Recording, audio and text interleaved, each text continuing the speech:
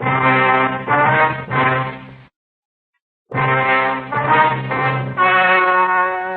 story you're about to hear is true. Only the names have been changed to protect the innocent. Fatima Cigarettes, best of all long cigarettes, brings you Dragnet.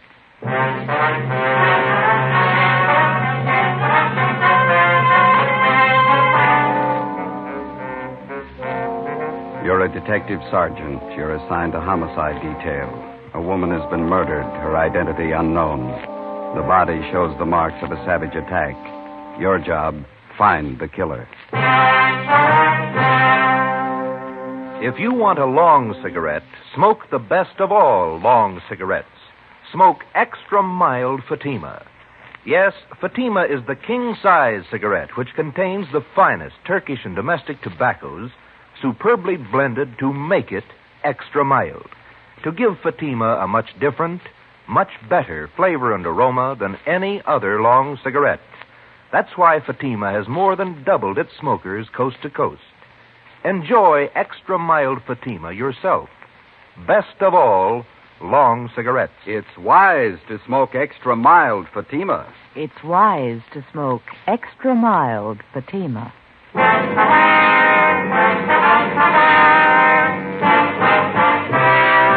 Dragnet, the documented drama of an actual crime. For the next 30 minutes, in cooperation with the Los Angeles Police Department, you will travel step by step on the side of the law through an actual case transcribed from official police files. From beginning to end, from crime to punishment, Dragnet is the story of your police force in action. It was Sunday, December 25th. It was raining in Los Angeles. We were working the day watch out of homicide detail. My partner's Ben Romero. The boss is Blaine Steed, captain of homicide. My name's Friday. It was 39 minutes past 5 a.m. when I got to San Andreas Cathedral on 1st Street. Churchyard.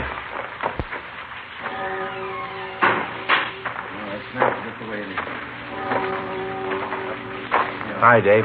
Hi, Joe. Body's over here. All right. Merry Christmas, huh? Yeah. Section from the church found it about an hour ago. Have a look. Pretty brutal. Yeah.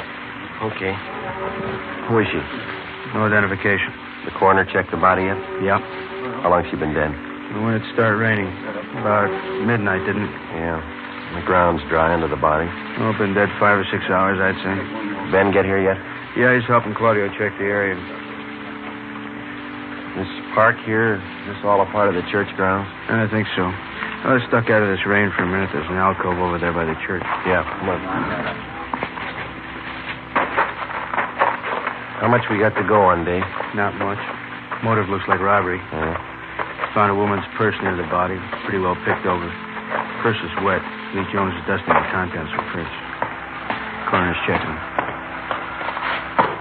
Any idea what the killer used in the woman's face? The coroner figures a sharp instrument of some kind. A nasty one. Yeah. Friday, you look wet. Hi, Ali. So do you. Everything happened on Christmas. Purse was soaking wet. Ordinary black handbag, huh? Raise any prints on the stuff inside? Not a one. Here, you can check the contents. Thank you, Lee. Let's see. Small comb. Most of the teeth out of it. 3 pennies. Hairpins, mirror, lipstick. That's it, Holly. A couple more things. Yeah. This fountain pen, this door key. Armstrong found them in the grass a few feet from the body. Can I have a look at those? Yeah, it's an ordinary ballpoint fountain pen. Buy them in any drugstore for 69 cents. No sign of rust on the key. Must have been dropped recently. Maybe this will explain what happened to her face. Broken beer bottle. Where'd you find that? Laughlin found it back in the bushes over there. These jagged edges here smeared with blood. Mm-hmm. Too much rain. Can't do anything about prints till it dries. Can you get enough from these smears to run a precipitant? Think so. Lee, got a minute? Yeah, Ben, what is it? Oh, hi, Joe. Hi. Claudio found a set of footprints over by that clump of shrubbery. Rain hasn't spoiled them yet. Did you cover them? Yeah, I think you can get a pretty good cast from them. Better get a picture of them right away. Hey, Charlie. Right with you, Lee. I'll get the stuff from the car. You mind giving me a hand, Dave? Oh, let's go. Well, This takes care of Christmas, Joe. Yeah. Did you get a chance to check the body yet? Mm-hmm. What do you think? Well, there's no sign of struggle. Could have happened after a Christmas Eve brawl, maybe. Yeah? Whoever the victim is, she was probably acquainted with the killer. The two of them came in the park, and the victim got it before she knew what was happening. Might work easier if we find out who the victim is. And we can check her prints through R&I when we get back to the office. What'd those footprints look like? Seemed like a heavy print, maybe work shoes of some kind. Want to see how Lee's making out? Yeah, let's go.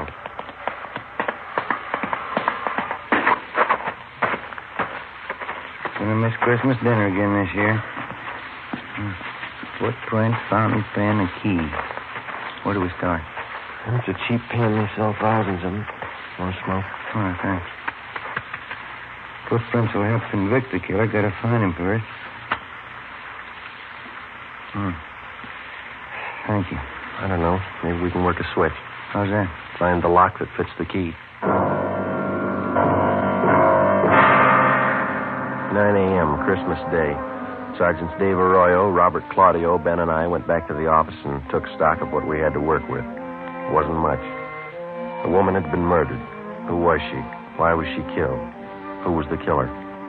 Dave and Claudio had the dead woman's fingerprints taken, and they were run through the record bureau. Ben and I checked with Lee Jones at the crime lab. The results of the precipitant test showed that the type of blood found on the broken beer bottle matched that of the victim. From the cast of the foot impressions found at the scene of the killing, Lee estimated that they were made by a person approximately 5 feet 9 inches tall, weighing about 160 pounds. He figured the footgear must have been of a heavy type, either a boot or a dress shoe with thick double soles, size 11. 9:40 a.m. We checked in at the basement of the Hall of Justice, the county morgue.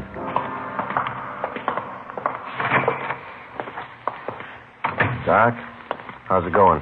All there, Joe. Death caused by multiple fracture to the skull. Flashing in the face was a contributing cause. I sent her close to Lee Jones. Yeah, we know. No laundry mark. Well, I got two things. Maybe they'll help, maybe they won't. Yeah? The chemist's report here on the blood analysis shows the victim was drinking. She was definitely under the influence at the time she was murdered. 0.012% alcohol in the blood. Mm-hmm. How about the murder weapon, Doc? We going to rule out that beer bottle? I'm just coming to that. Step over here. Yeah? This mark here on the side of her face, brown smudge. Well, Jones says that that's shoe polish. He analyzed a few of the particles. Ties in. The cause of death was brought about by severe blows in the head and face. Heavy shoe, huh? That's my guess. Probably a boot or a work shoe. That doesn't add, Joe. How do you mean? If they were heavy work shoes the killer was wearing, why were they polished? How many people polish their work shoes? Could be waterproofing. No, Jones says it was a brown paste polish. Then it doesn't figure.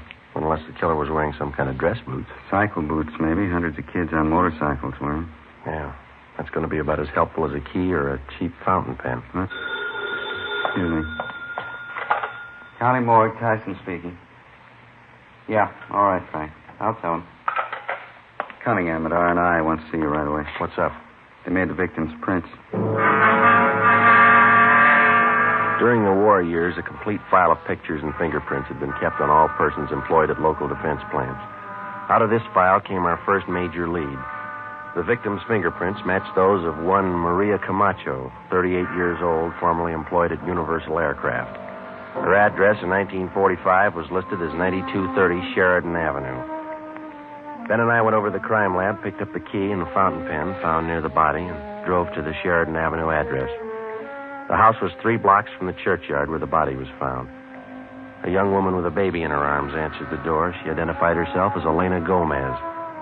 She told us Maria Camacho was her aunt. They were expecting her for Christmas dinner late that afternoon. We told her what happened. When she recovered from the shock, we questioned her and her husband, a furniture worker. So hard for me to believe. Why anyone would do this to me? When's the last time you saw her, Mr. Gomez? Well, she was around last night, Sergeant. She brought the presents for the kids. Always brought them presents on Christmas. Did she live here? Was this her permanent address? No. She stayed with us during the war when Ray was overseas. When he came back, she took a room down the street. I can give you the address. All right. What time did Maria leave the house last night? Well, let's see. Must have been around 10 o'clock. Not much later. Don't you think, Elena? About 10 o'clock? Yeah, that's right. Go see what those kids are doing, huh, Ray? Yeah, all right, honey. Did Maria have anything to drink here last night, Miss Gomez? Yes, we had a glass of sherry together, that's all. Could you tell if she'd been drinking before she came here? Oh, it was Christmas Eve. I guess she'd had a few. Why? Was she a pretty heavy drinker? Not usually, no. Maybe on the holidays, though. We like to get out and have fun, living alone and all that. Poor Maria. Well, did she drink at home, or was there some particular place she liked to go? A cantina down on Soda Street. She used to go there. Any others? A couple of bars on Brooklyn Avenue. I don't know the names. What'd Maria do for a living, Miss Gomez? She took in some dressmaking. Worked for herself. She wasn't poor, wasn't rich. Her landlady could tell you about her friends. Kids are hungry, Lana. Dinner's getting cold.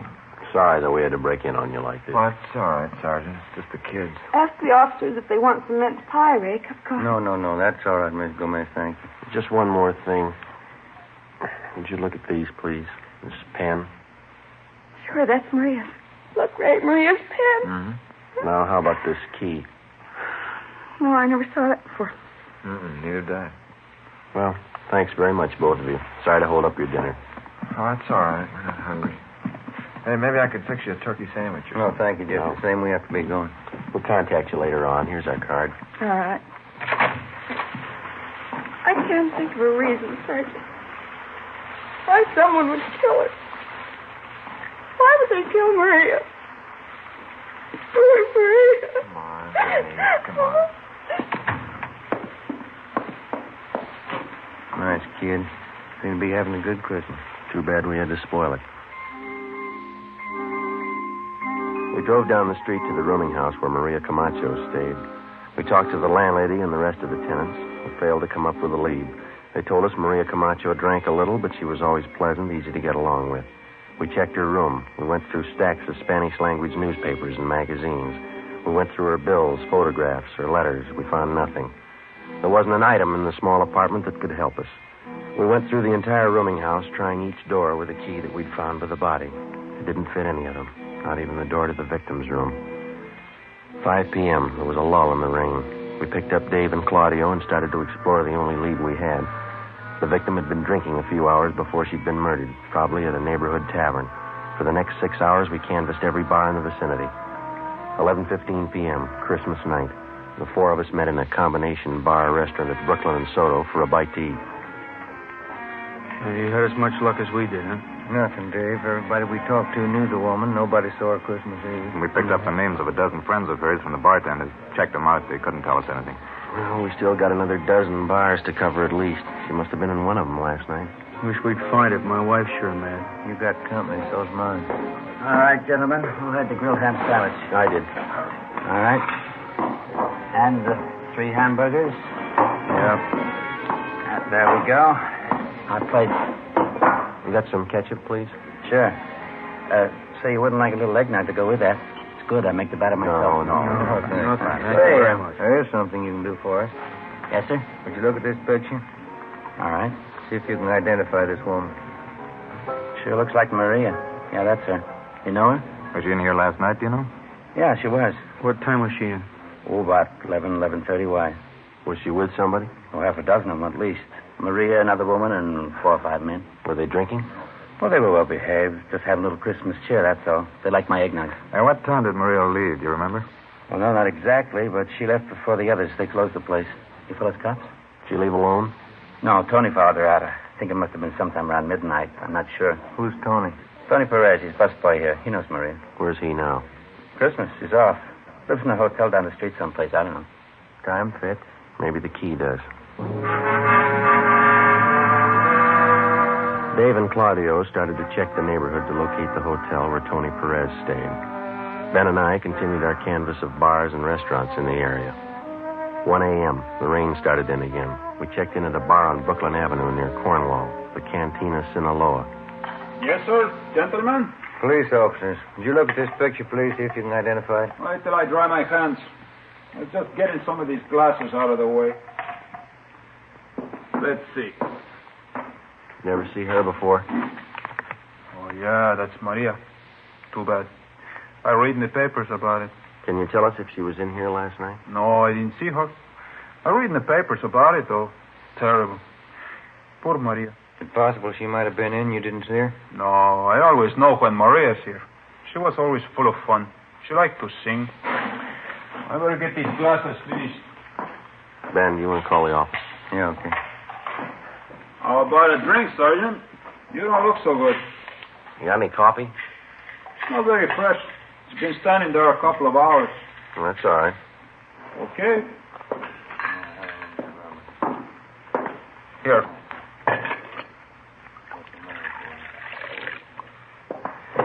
Here's the sugar. Okay, thank you.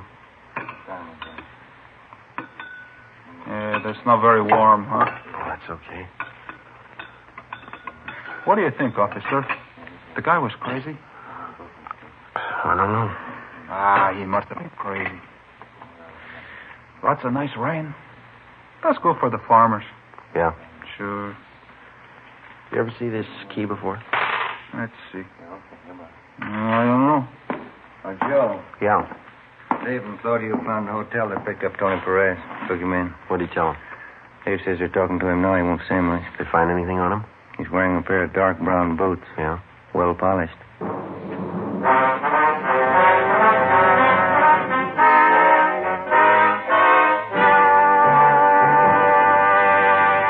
You are listening to Dragnet, the case history of a police investigation presented in the public interest by Fatima Cigarettes.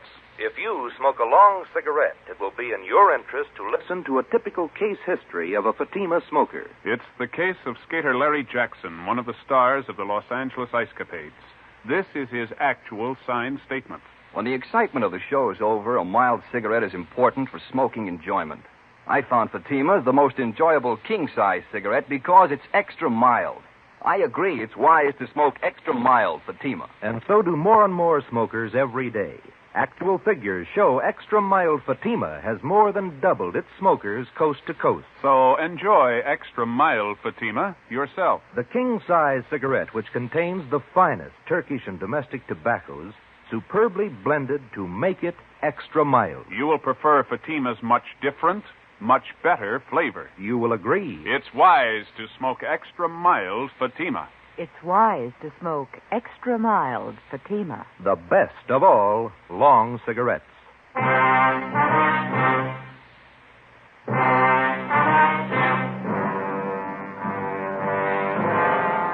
Monday, December 26th, 9 a.m.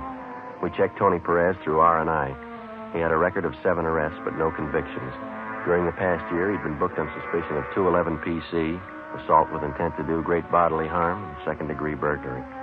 In each instance, he'd been released for lack of evidence. All of his shoes and clothing were brought to the crime lab for examination. 9:25 a.m. We brought Perez back to the interrogation room. He admitted that he had been with Maria Camacho Christmas Eve, but he denied having anything to do with her killing. He told us that after he had left Maria, he'd gone to a party at some friend's house. Dave and Claudio went out to check his story. I gave them the key found near the body and asked them to try it on the door to Perez's hotel room. Ben and I continued to question the suspect. How well did you know Maria Camacho, Tony? I told you already. She was just some old crow who used to hang around the bars, that's all. I used to talk to her once in a while. You ever have any arguments with her? No. How many times you going to ask me that? It would help a lot if you could tell us exactly where you left Maria Christmas Eve and when you left her. I told you already. I don't remember exactly. We were drinking. We were all drinking. I don't remember. How'd you get to that party? I walked. Place down on Malabar Street. Maria stopped at a bar someplace along the way, and that's the last time I saw her. Did you go in with her? No, she went in alone. I went to the party. That's all I know. Interrogation room Friday. Lee Jones, Joe. Yeah. Check the polish on Perez's boots. It matches with the smear of polish on the victim's face. Wax components are exactly the same. Good. How about the cast? Nope, they didn't match. The prints we cast out there were size 11, big heel. Perez wears a 9, pretty small heel. No match at all. What about the other stuff? Went over the rest of his shoes and his clothes. Nothing that ties in. Okay, Lee. Thank you. Do you shine your own boots, Tony? No. Why? Where do you get them shined? I go to Angelo's, Chicago Street, right near First. When's the last time you got a shine? Oh, Christmas Eve. What time Christmas Eve, Tony? When I got off work, about 2 in the afternoon. Hi. Hi, Dave. See one of you outside a minute? Yeah.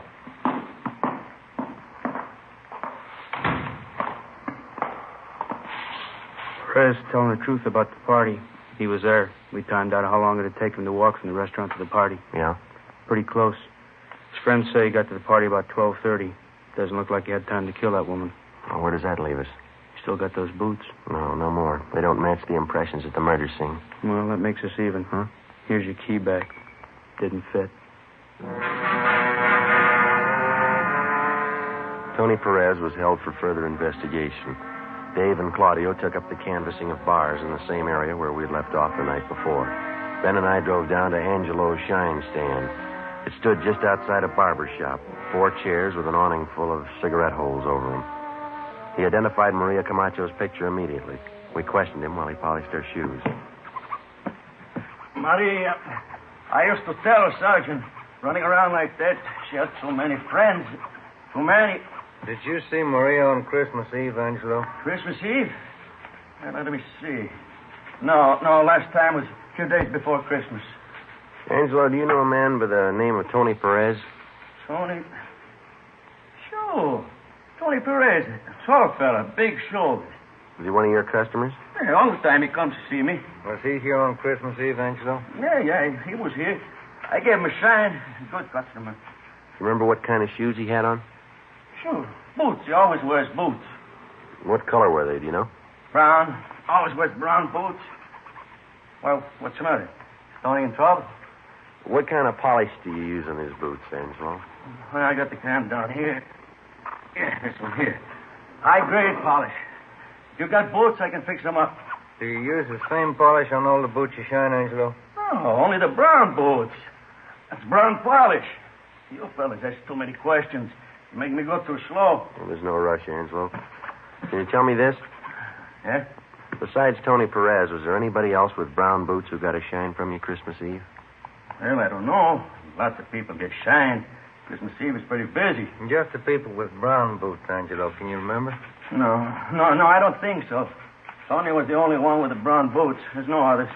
And how about heavy brown shoes? Huh? You remember the people with heavy brown shoes that came in for a shine? No, I don't know. Look, please, just letting me shine your shoes, huh? That can of brown polish, Angelo, you say that's the kind you use on Tony Perez's boots? Yeah, that's the kind. This kind right here. Well, can you remember how many times you used that polish on Christmas Eve? Well, I opened this can that morning. I can see how much is gone.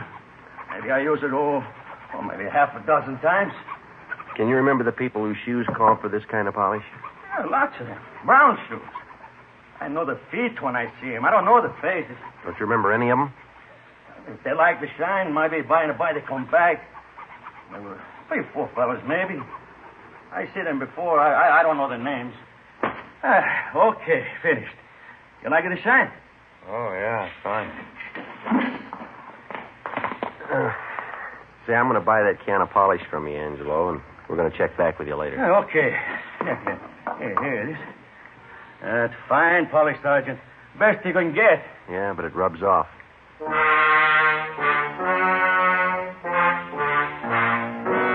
December 26th, 5 p.m. We drove back to the crime lab and had Lee Jones analyze the can of shoe polish. It matched exactly with the particles of shoe polish taken from the victim's body and from the boots of Tony Perez. We arranged for a stakeout at Angelo's Shine Stand. In case the people with heavy brown shoes returned, Angelo could point them out immediately to the men on duty. 5:30 p.m. Dave and Claudio called in. They thought they had another nibble, this time from the bartender at the El Cedello Tavern, a bar on Soto Street. We drove down to South Main and Harlem Place for a meet.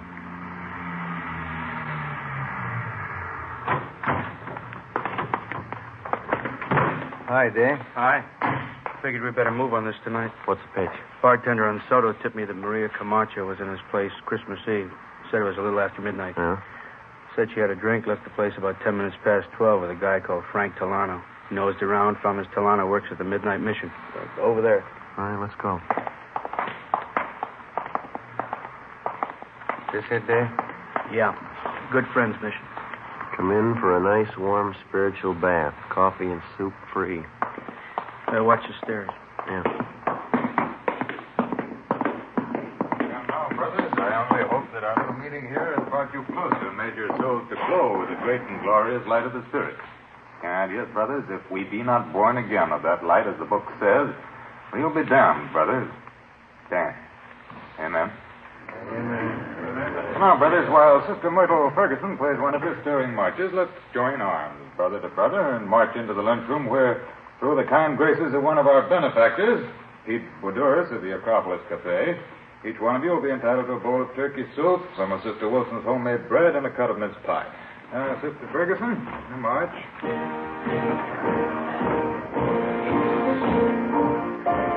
Guess that's the man to see. Yeah, let's go. Sure pack 'em in, don't they? That soup smells real good. Excuse me, sir? Yes, brother? What is it? Police officers. Do you have a Frank Delano working here? Well, what's the trouble?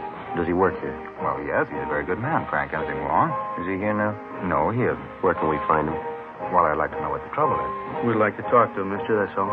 Well, he has a room at Good Friends Mission Annex. That's over on San Pedro Street. Is that his permanent residence, the Mission Annex? Yes, Frank's very helpful. He works for a small salary, and we give him room and board.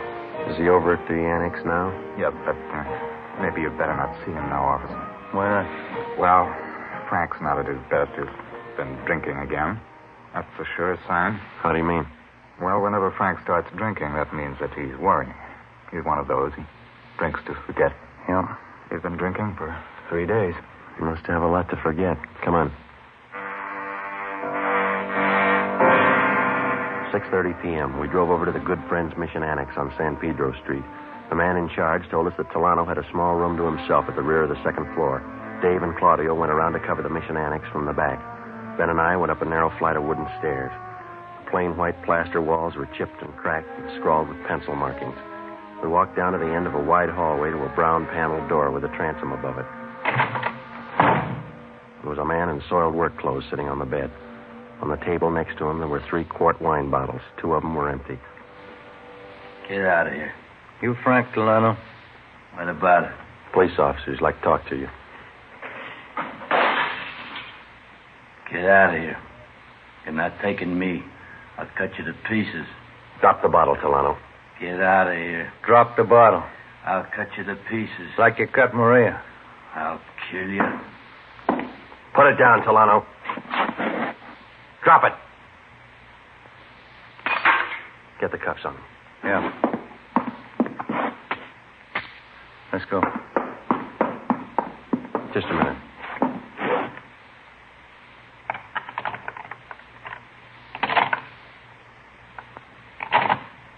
Yeah, it fits.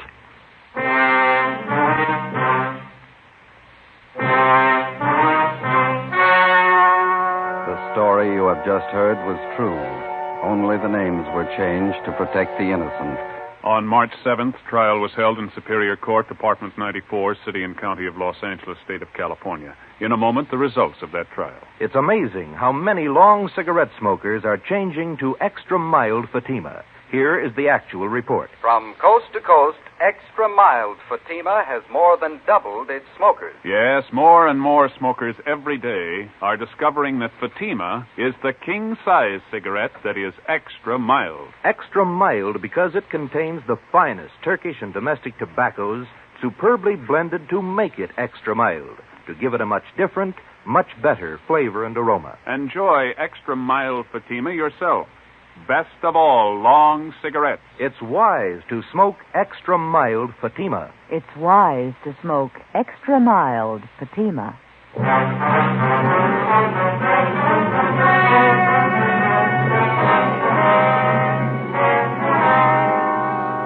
Frank Dominic Delano was tried and convicted of first-degree murder and sentenced to life imprisonment. He is now serving his term in the state penitentiary. You have just heard Dragnet, a series of authentic cases from official files. Technical advice for Dragnet comes from the Office of Chief of Police W.A. Wharton, Los Angeles Police Department. Fatima Cigarettes, the best of all long cigarettes, has brought you Dragnet, transcribed from Los Angeles. Patty Page visits Jack Birch tomorrow morning on NBC.